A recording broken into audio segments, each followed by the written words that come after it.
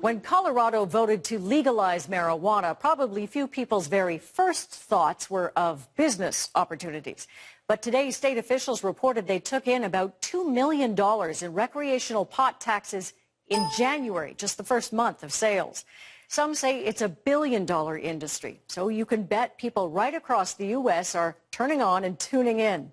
As Radio Canada's Joyce Napier discovered, there are already surprising spin-offs from the Colorado experiment.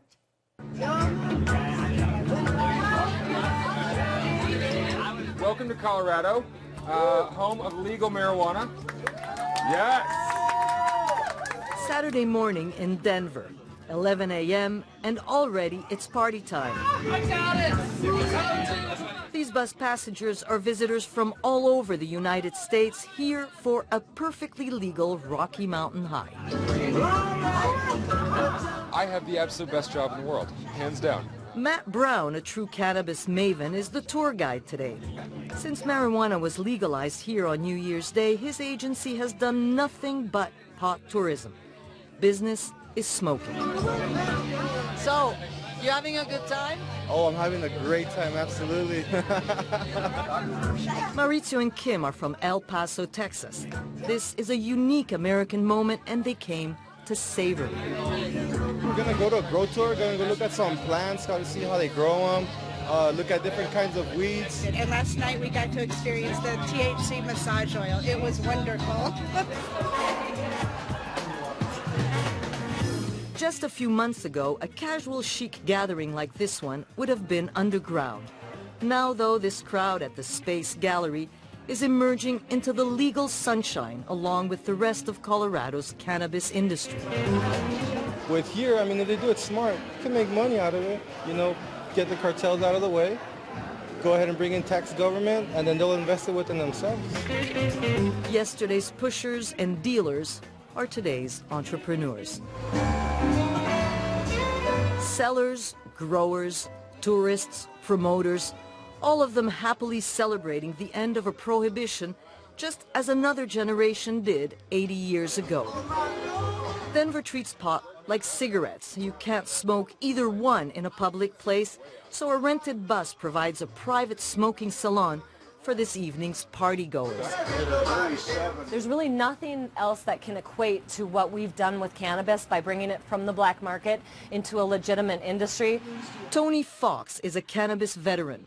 For years, she grew and sold medical marijuana. Now, she's catering to a vastly larger clientele. It's a billion-dollar industry in its infancy. So it is going to be the next big business, and it's definitely the next, it's a green rush.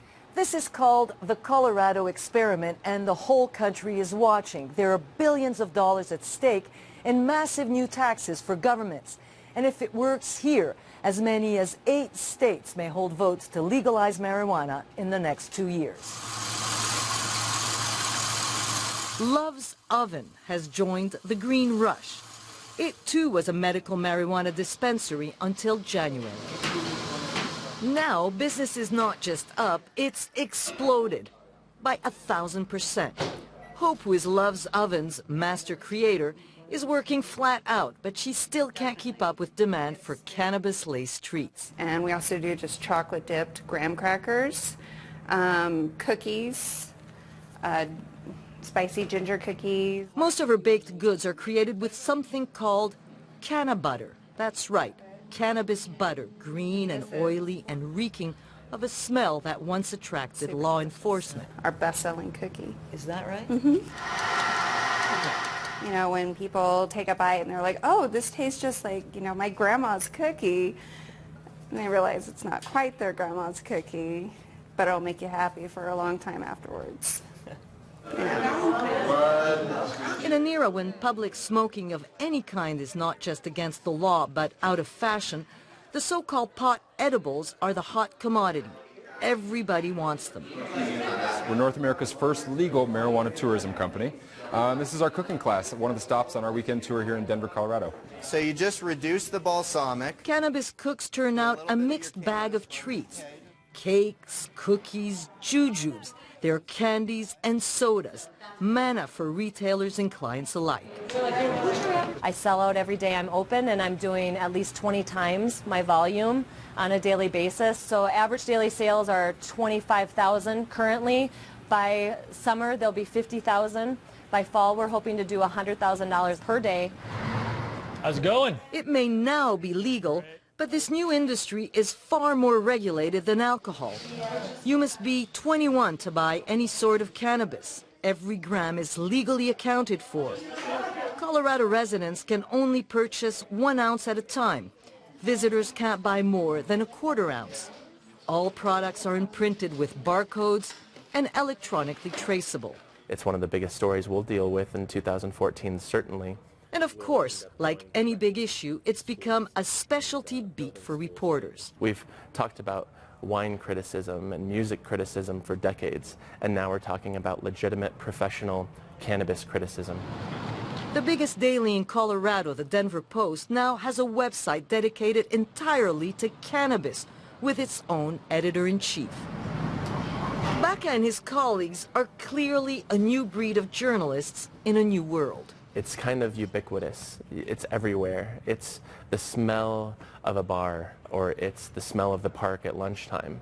That smell is kind of ever-present in a weird way because legalization has changed everything. It really is like a gold rush here. Denver now has more cannabis shops than Starbucks outlets, and it's just the beginning. So what did you guys buy? Oh, we ended up getting a drink. They just spent $300 on various products. Dark chocolate, spicy orange candy bar. A 1/4 of that money will find its way into government treasuries. Colorado is eyeing all that new state income as much as $150 million just this year. But there are imponderables. How, for example, to test for driving under the influence of marijuana? What level, if any, is tolerable? But all of this plan... And because federal law still prohibits pot, It's very challenging as an industry that financial institutions won't take our monies. Washington has said it will not prosecute in states where pot is legal. I picked up some of those spices. But banks are nevertheless nervous and don't like accepting drug profits, even perfectly legal ones. So, in a twist that makes no one happy, a lot of dispensaries here store massive amounts of cash in safes, just like they did in the illegal old days. And lots of cash always invites trouble. Mostly, though, this experiment is proceeding well. There's been no reported increase in criminal activity or in traffic accidents. Marijuanization, if you want to call it that, is happening discreetly, in private, and, well, happily. Are you stoned right now? Very much stoned, yes. Absolutely. There is no doubt about that. Joyce Napier, CBC News, Denver, Colorado. As Joyce mentioned, police in Colorado are in a quandary about how to test drivers for marijuana impairment. There's no device like a breathalyzer to measure pot impairment, and a person can have a positive blood test for marijuana days after smoking. Right now, there are no clear statistics in Colorado to measure whether driving while stoned has risen since pot was legalized in January. In the past, those suspected of driving while high were treated as DUIs with no differentiation between alcohol and pot. But clearly authorities are concerned. Colorado's Transportation Department launched an ad campaign today called Drive High, Get a DUI.